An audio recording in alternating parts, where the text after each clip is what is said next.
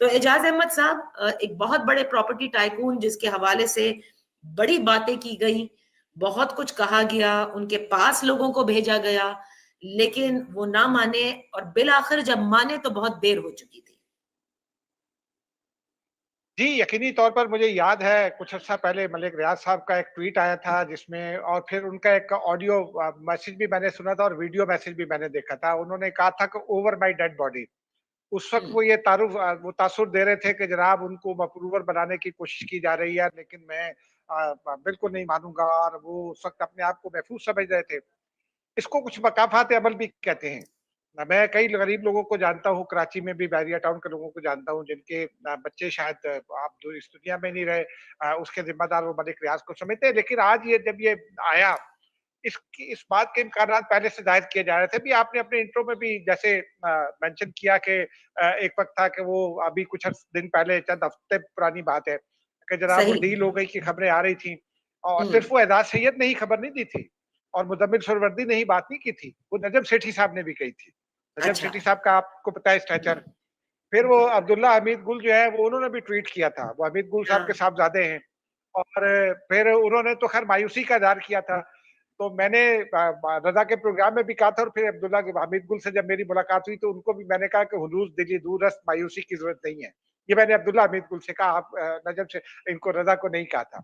अच्छा। लेकिन आज जब वो लेटर आया तो उसमें तो उन्होंने वो एक्चुअली जो मेरे ख्याल में जो जो हमने एक तो क्विक रेस्पॉन्स फोर्सेस और रैपिड रेस्पॉन्स फोर्सेस तो कायम कर रखी है, लेकिन एफआईए जो क्विक रेस्पॉन्स फोर्स और रैपिड रेस्पॉन्स फोर्स बनी, उसकी वजह जो मेरी समझ में आई है वो उस लेटर की डिक्शन है।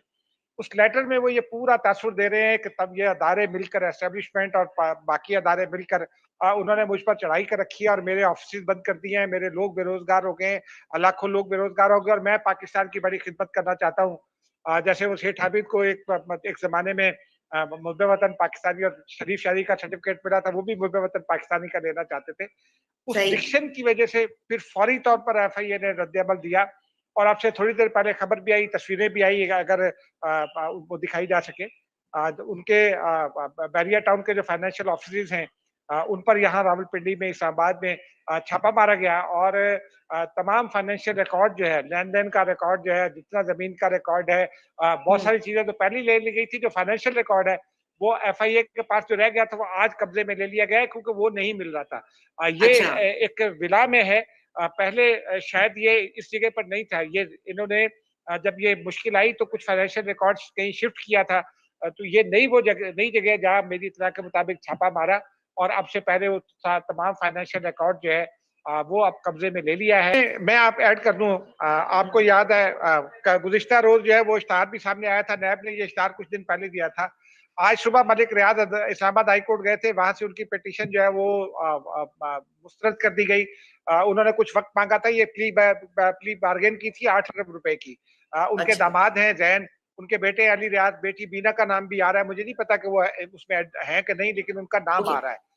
वो अब परसों यानी 7 अगस्त की सुबह यहाँ मेलोडी के करीब नैब रावलपिंडी का ऑफिस है, वहां वो नीलामी के लिए जायदादें पेश की जाएंगी, जिनकी तादाद शायद 12 है।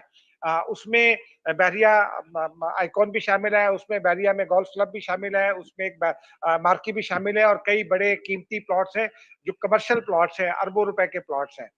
तो वो भी आ जाएंगे। तो ये हम पहली दफा ये देख रहे हैं कि किसी इतने बड़े आदमी को, जिसने अपनी सिक्योरिटी के लिए हमेशा उन लोगों को बड़े बड़े ओहदे दिए जो कहीं सिक्योरिटी से ही रिटायर होकर आते थे। और सही। सही। आप देखिए ना, श्याम जमीर साहब से लेकर, और ये जो अभी गिरफ्तार हुए उनके, कौन नहीं था जो उनके जिसके जो उनके बिल्कुल साथ काम नहीं बिल्कुल। कर रहा था।